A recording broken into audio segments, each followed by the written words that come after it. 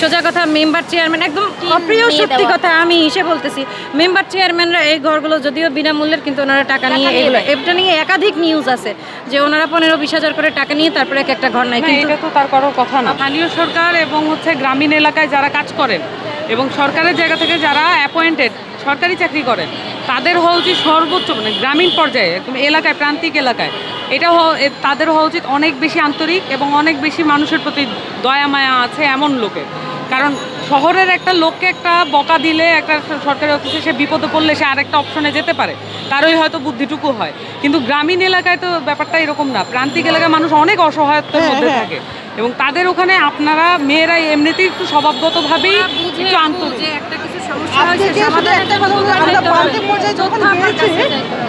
একটা ঘটনা বলি, যখন আমি প্রান্তিক পর্যায়ে কাজ করতে গেছি আমি এমনও দেখছি 70 বছরের এক মহিলা শুধু ঘরে একটা জায়নামাজ আর একটা ছাগল পালে, সন্ধ্যার আগে আগে একটা ভাত ফুটেছে, তার ঘরে টিন নাই। তারপরে আমরা এটা ইউনিসেফের মাধ্যমে পিআই অফিসের মাধ্যমে তাকে ঘরের ব্যবস্থা করে দিই।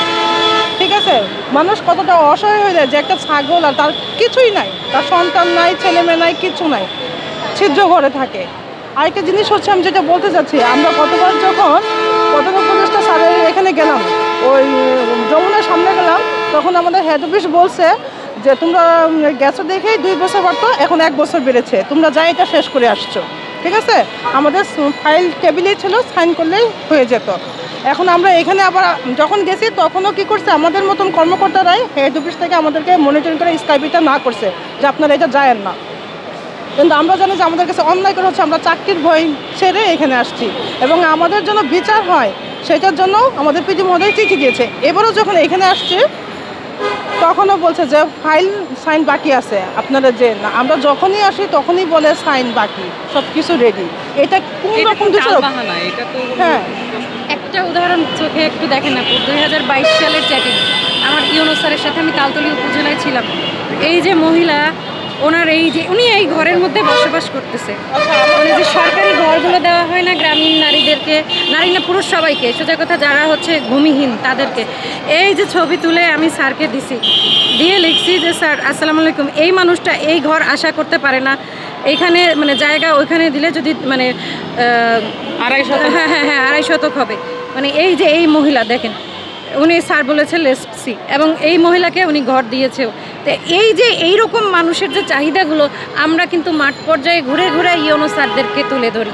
সোজা কথা মেম্বার চেয়ারম্যান একদম অপ্রিয় সত্যি কথা আমি এসে বলতেছি মেম্বার চেয়ারম্যানরা এই ঘরগুলো যদিও বিনামূল্যের কিন্তু ওনারা টাকা নিয়ে এগুলো এটা নিয়ে একাধিক নিউজ আছে যে ওনারা 15-20 হাজার করে টাকা নিয়ে তারপরে একটা ঘর নাই, কিন্তু এটা তো তার করার কথা না। আপু এইখানে এটা নিয়ে একাধিক নিউজ, একাধিক আমাকে কল দিয়েছিল, এইরকম মানুষদের হচ্ছে আমরা যেটা বিনামূল্যে ওইটার জন্য টাকা চাচ্ছে।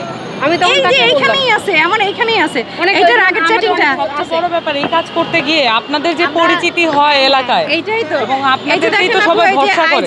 আইজি এর ফর্ম ফিলআপের জন্য যে ওদের টাকা নিছে ওদের কাছ থেকে, মেয়েরা আমার কাছে আসছে সেটা ইয়া করার জন্য, দেখেন এরা অভিযোগ নিয়ে আসছে যে টাকা নিছে।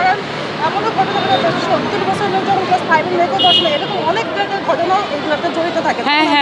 দেখাই দেয় আমার, তারা তো আর জানে না যে কিভাবে এটা করতে হবে বা কাকে ভরসা করবে, বিশ্বাস করবে। আমরা ওদের ভরসার জায়গা তৈরি করে ফেলছি। ওরা জানে যে এখন কিছু হইলে পরে 7 বছরে একটা এলাকায় কাজ করলে তো সব এলাকা সবাই চিনে।